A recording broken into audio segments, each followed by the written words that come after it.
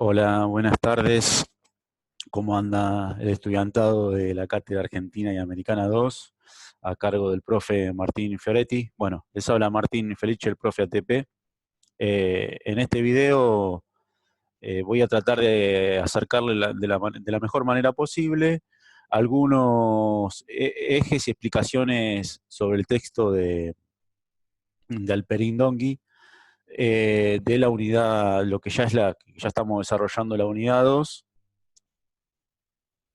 Así que bueno, como indiqué en el video pasado, un poco en esta modalidad de la virtualidad, de las clases no presenciales, de toda esta situación de la pandemia,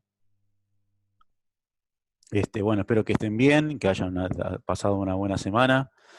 Eh, en el anterior video me pareció importante destacar, como lo venimos haciendo, una cuestión es el tema de la clase, el tema de la unidad. Y otra cuestión es el autor en sí, cómo trata el autor y cómo lo interpretamos nosotros, ¿no? Hay una distinta temporalidad a la que nosotros vivimos, a la que escribe el autor o a la que sucedieron los hechos históricos. La verdad que estos temas son recontra atrapantes, no solo porque nos gusta la historia, sino también porque forma parte de nuestro ser, ¿no? De nuestras tierras, de nuestra América, de nuestras tierras. Y ¿no? Se viene temas importantes como por ejemplo la Revolución de Mayo.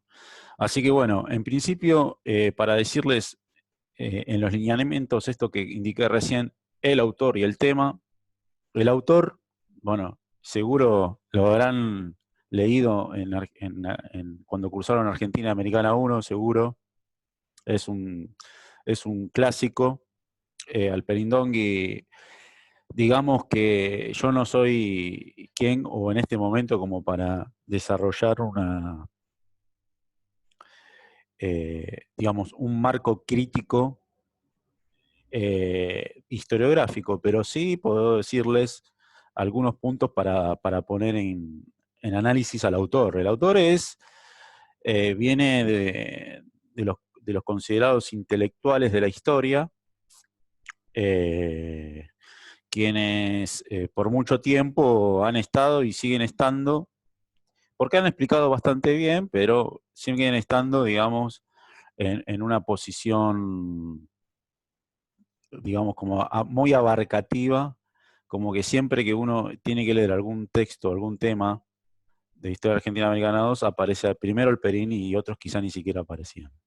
La intención de esta cátedra con Martín ha agregado otros autores, por ejemplo, cuando a mí me tocó cursarla, cuando él también, así que no viene mal hablar del Perín. El padre, por ejemplo, de Alperindongui fue el primer filólogo que había prácticamente acá en nuestras tierras, en Argentina, lo que hoy es Argentina. Por supuesto que ya venía de una familia, digamos, de élite, de intelectuales, en un pleno auge del positivismo. Porque aunque el positivismo, digamos, tuvo sus crisis filosóficas a fines del siglo XIX, principio del siglo XX, eh, nuestro profesorado, nuestra casa, se fundó con esas ideas, ¿no? Eh, no hay, digamos, una forma como para en este momento darle un posicionamiento político al autor, pero está claro que no hay ningún autor en historia que no tenga una representatividad política. Y Alperín no queda fuera de eso. Así que generalmente aparece como un autor muy complicado a leer, muy rebuscado. Está claro que su vocabulario no es el mismo que el de Galasso, pero lo cual no lo hace superior, ¿no? Está esto de qué bien que escribe, qué palabras tan, eh, digamos, tan importantes aparentemente, pero en principio por ahí, al tener una escritura muy compleja, hace que para nosotros pueda ser complejo. Igualmente este texto no es complejo. Él ha analizado bastante bien los procesos. Y Revolución y Guerra, bueno, forma parte de, quizá algunos dicen que es la mejor obra del autor. Bueno, el capítulo 1 tiene cuatro elementos importantes. Vamos directamente al texto. Seguimos dentro de la crisis del orden colonial, ¿no? Que la crisis del orden colonial no comenzó con las reformas borbónicas, ni comenzó después de las reformas borbónicas. La crisis del orden colonial, ya en el caso cuando hablamos de España como crisis del orden colonial, comenzó ya antes del comienzo del siglo XVII. Vamos entonces a los cuatro ejes. Uno es, el autor va a dividir, paso a compartirles el mapa, el autor va a dividir por regiones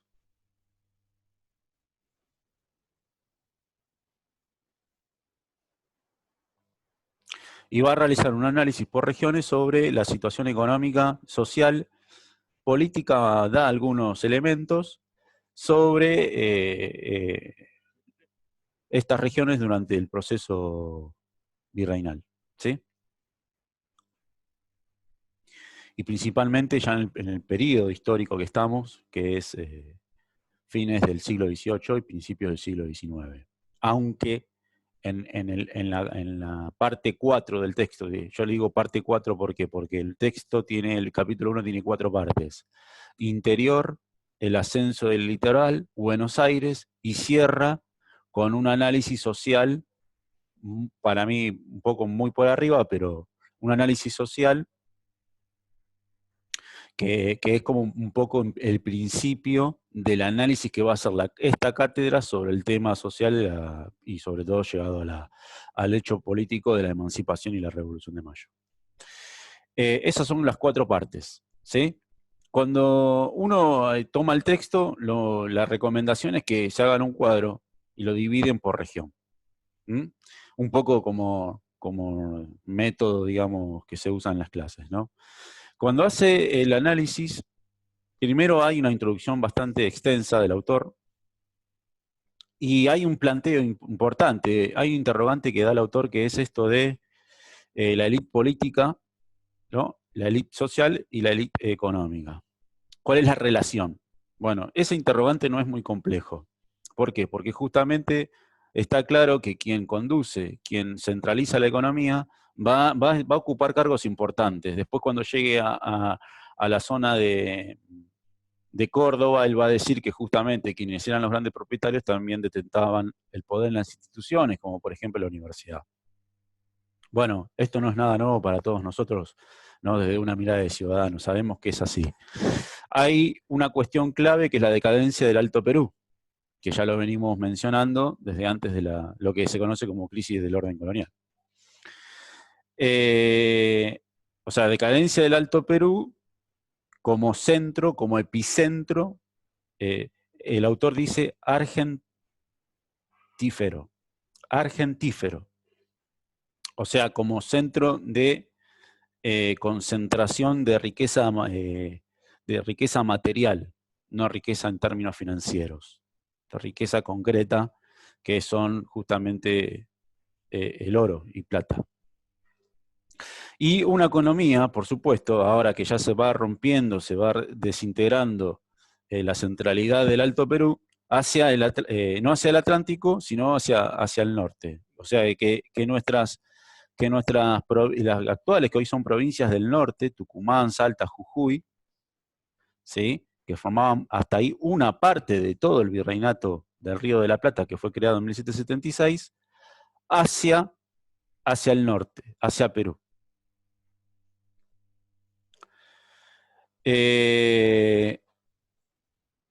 Y esta separación, esta disgregación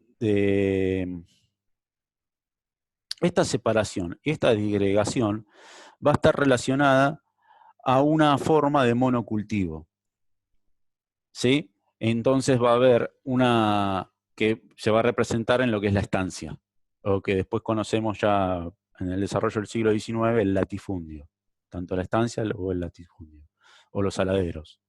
¿Mm? Y el monocultivo, que también va relacionado a esto, es la producción de un solo producto. Nosotros ya lo hemos conocido esto. Y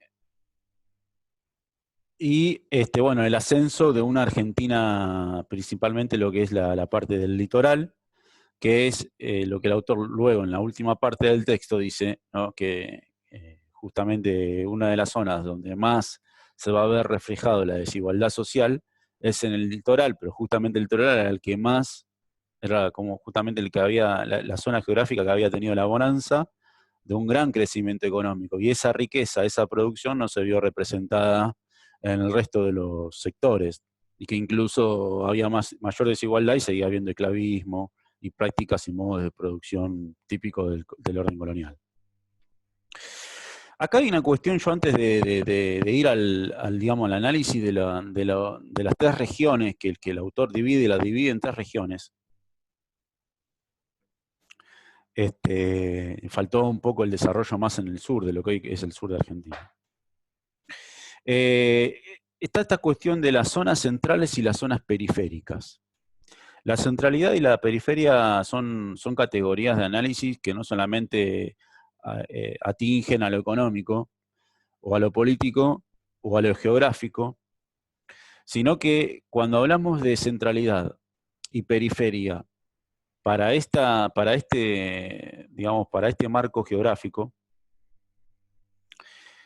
y político, estamos hablando de lo que venimos mencionando desde las otras clases, ¿no? A partir de las reformas borbónicas, ciertos sectores geográficos pasan a tener mayor relevancia, y a partir de ello, del cambio de centralidad, ¿no? Cada centralidad va a necesitar y van a aparecer otras periferias que van a tener mayor importancia a las otras, a las anteriores. Para ser claro, y bueno, toda la zona periférica a Buenos Aires luego se va a desarrollar después, en el siglo XIX, con la gran exportación de ganadería.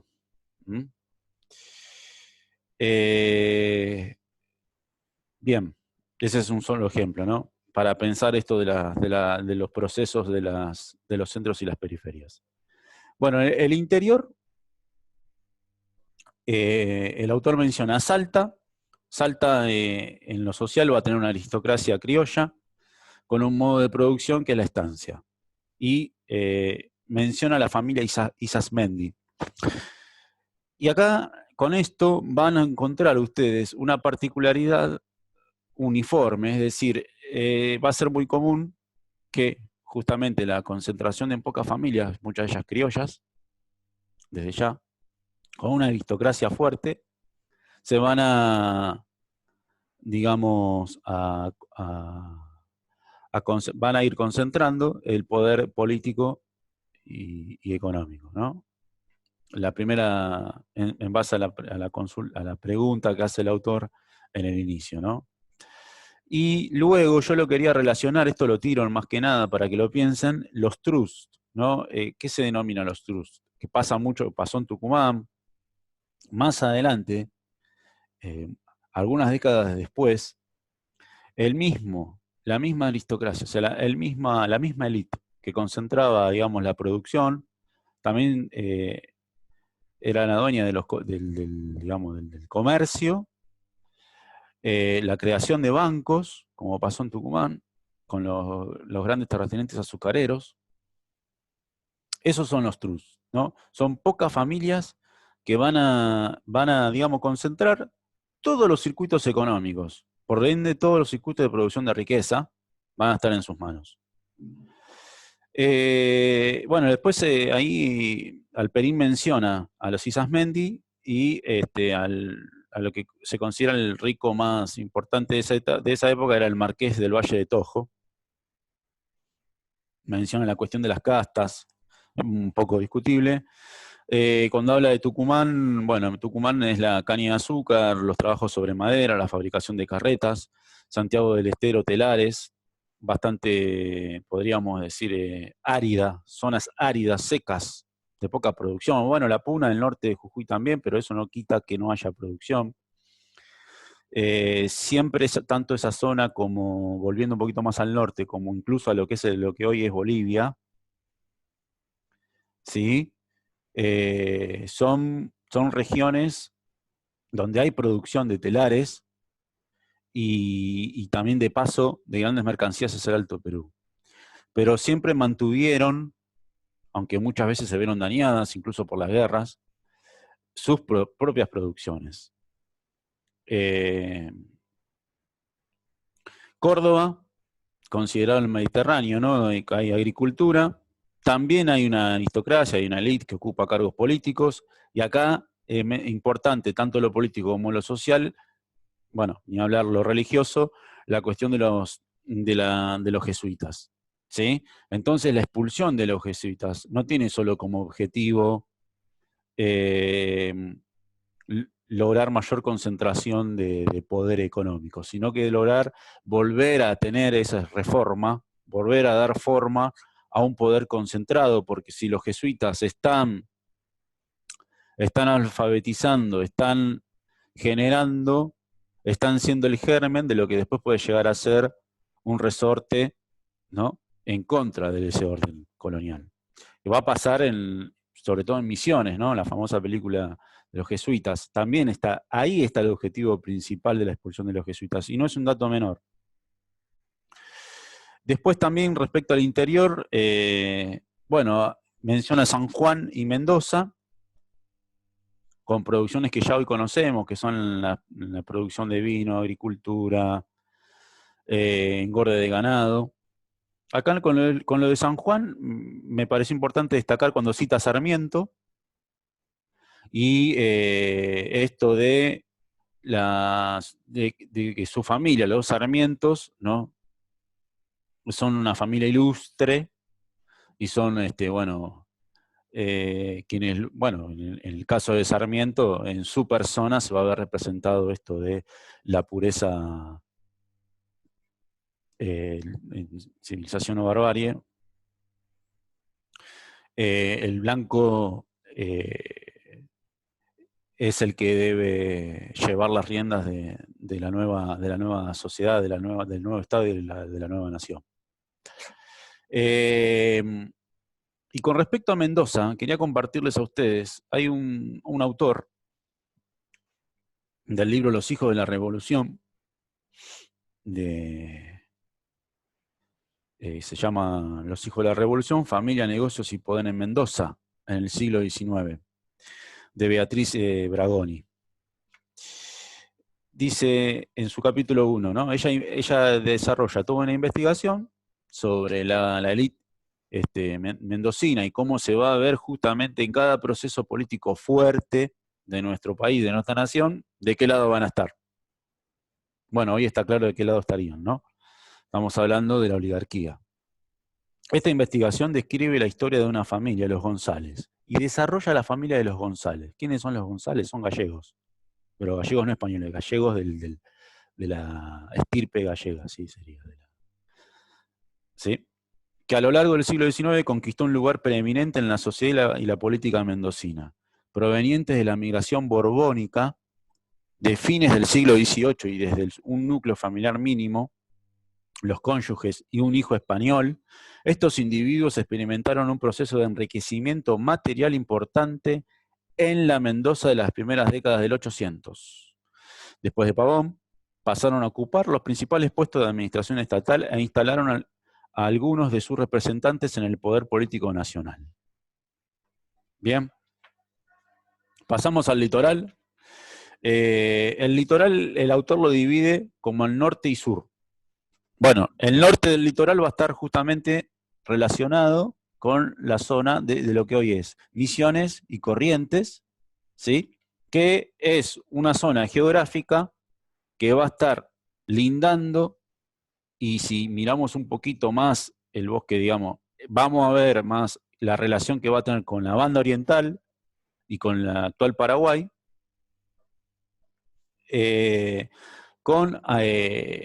situaciones complejas, porque ahí se van a instalar los jesuitas, pero las tierras eran principalmente propiedad eclesiástica. Después se va a ver mejor desarrollado en el proceso de independencia de Paraguay. Pero las tierras específicamente en esa zona son tierras, los propietarios son dueños eclesiásticos de la iglesia. Entonces, bueno, la expulsión de los jesuitas cierra y se entiende mejor ahí. Agricultura, algodón, yerba mate. Entre Ríos, la banda oriental va a ser lo que él considera, lo que el Perindongui considera el Far West del río de la, o sea, el norte del río de la Plata y la zona que está entre el río Uruguay y río Paraná, Entre Ríos, ¿sí? Lo que en la escuela nos enseñaba en la antigua Mesopotamia, la Mesopotamia, ¿no? Argentina. Bueno, ¿por qué va a ser el Far West? Porque ahí se va a generar y se van a ir desarrollando las producciones que van a generar mayor riqueza y justamente el litoral es la región de mayor crecimiento económico.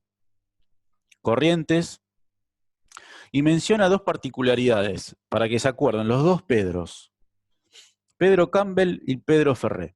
Pedro Campbell va a ser un irlandés que organizó la resistencia en Corrientes. ¿Sí? La resistencia frente al poder de los porteños. Porteños, esa es la palabra que utiliza Alperín. Y Pedro Ferré, que va a ser un gran caudillo también correntino, frente, pero en otro proceso, luego del proceso de independencia, frente a los porteños. La palabra porteño significa, viene de puerta, de puerto, y puerto viene de abrir puertas. Así que quiero mencionar esto porque el litoral, cuando hablamos del litoral tenemos que agregar una variable más, o de acuerdo, como dice Alperín, son zonas no homogéneas. O sea, hay que darle un marco heterogéneo de análisis, que está compuesto por distintos elementos. Y cuando analizamos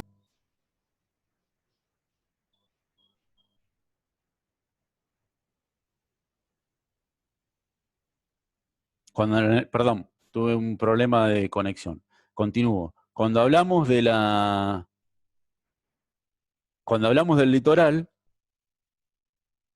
estamos analizando una variable más que es la cuestión de los puertos y la liberación de puertos, que eso eh, se va a desarrollar más en el periodo posterior a la Revolución de Mayo, y es un tema clave, ¿no? La liberación la situación la navegación de los puertos internos. ¿Para quién es beneficioso? Está bien que en las provincias haya una libre navegación de los ríos, pero ¿para quién?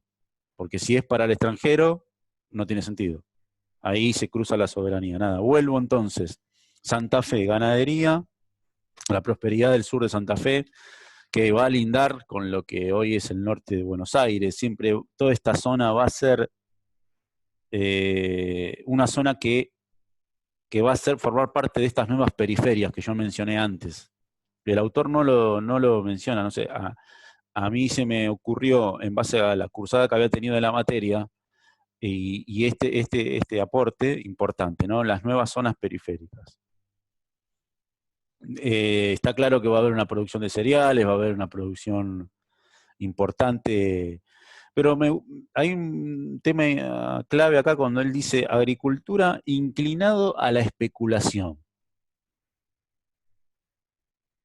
¿Le suena esto de la especulación, la oligarquía? ¿Cuántas veces hemos visto que en nuestra historia argentina los grandes terratenientes, sintiéndose dueños de las decisiones políticas económicas, muchas veces han generado holocausto económico, ¿sí? Por no querer vender sus productos, por supuestamente algunas desventajas comparativas, ¿no? A lo Ricardo, pero la vi Ricardo, pero entonces es clave esto, ¿no? La producción y muchas veces dirigida hacia la especulación, o sea, no vender. No vender al exterior. O sea, no exportar. ¿Mm? Él habla, después el autor menciona lo de la banda oriental. Bueno, la situación de la banda oriental es un poquito, la producción de ganadería es un poquito más rústica. Tengan en cuenta que la zona de la banda oriental, principalmente era, antes de las reformas borbónicas, no era más que un territorio de tráfico de esclavos, y bueno, ahí se van a desarrollar específicamente los saladeros. Es la zona, ¿no?, más pretérita de desarrollo de los saladeros. Va a haber un enriquecimiento, obviamente, de algunos estancieros grandes en la zona de Montevideo. Por eso, más que nada, más hacia el norte de lo que es Buenos Aires, lindando con la banda oriental, va a haber una banda occidental que es agricultura, principalmente, y en la banda oriental mayor producción de ganadería. Respecto a Buenos Aires, ya pasamos a la parte 3 del texto. Buenos Aires va a ser, a partir de 1778, va a ser cabeza del virreinato, va a liderar el comercio. Quería mencionar 4 puntos claves que el autor fácticamente da, y está bueno, para agregarlo a las reformas borbónicas y no repetir esto de que Buenos Aires pasa a ser puerto legal, que las reformas tampoco fueron una apertura clara, o sea, no fue realmente una apertura, porque en realidad se van a habilitar nuevos puertos, pero no deja de ser un comercio entre España y la península. Pero sí, ya luego, hacia 1791, comienza la primera autorización para importar esclavos de manera legal, digamos. ¿Sí? La importación de esclavos se autoriza, salen las legislaciones, son legislaciones. 1791, 1793, la nacionalización de buques, 1796, intervención con comerciantes de la península, es decir, va a haber una nueva legislación para cómo se interviene con otros comerciantes de la península, y principalmente hacia 1797 la autorización del comercio con países neutrales, dice el autor.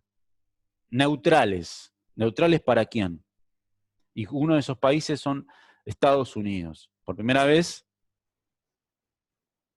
digamos, comienzan los grandes comerciantes, van a disfrutar del ingreso de los barcos estadounidenses, o por ejemplo de países inhóspitos para esa etapa, para esa época, como Turquía.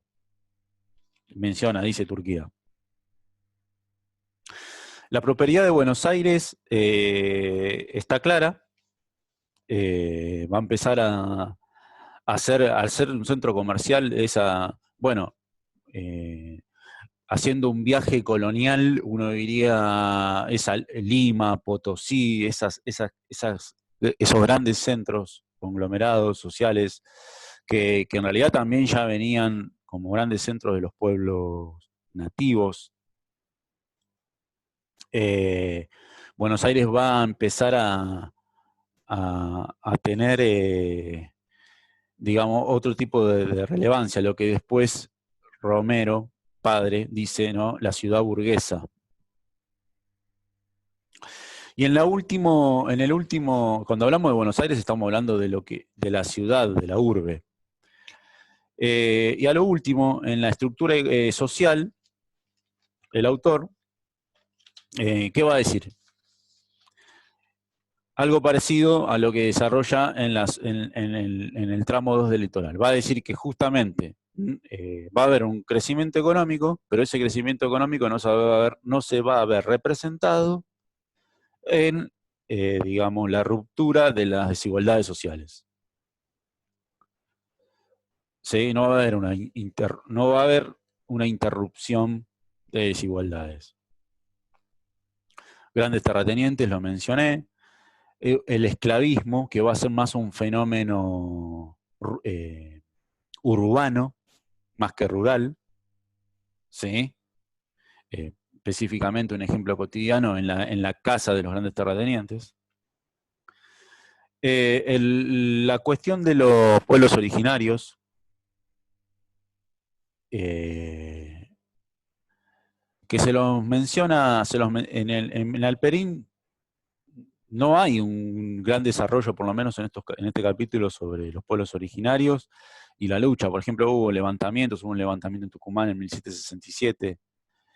En el caso de los pueblos originarios, recuerden los indios Quilmes, que son transportados de a pie, porque eran uno de los más rebeldes pueblos que no podían dominar los españoles, y son transportados de a pie hacia lo que hoy es el conurbano bonaerense, por ejemplo, en la zona de Quilmes, y ellos fueron los que lucharon y han batallado y fueron parte de la expulsión de los ingleses en las invasiones inglesas en Quilmes. Me parece que desde ese lado, con otros textos, con otros autores, vamos a tener una mirada más social. Él no lo excluye. Cuando digo él me refiero a Alperín. Está en el texto y es la parte 4 del primer capítulo, pero no desarrolla las sublevaciones de los pueblos indígenas. Por lo menos no están. Bueno, y me parece que con esto ya estaría bien. El análisis social, como indicó Martín, también se va a ir desarrollando más cercano ya a los otros autores.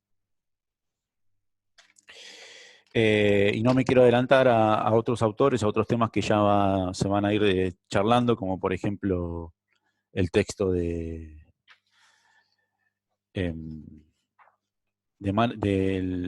breve historia del pensamiento de América Latina, de Mara Espasande y Jaramillo, donde se desarrolla bastante bien lo social también ahí.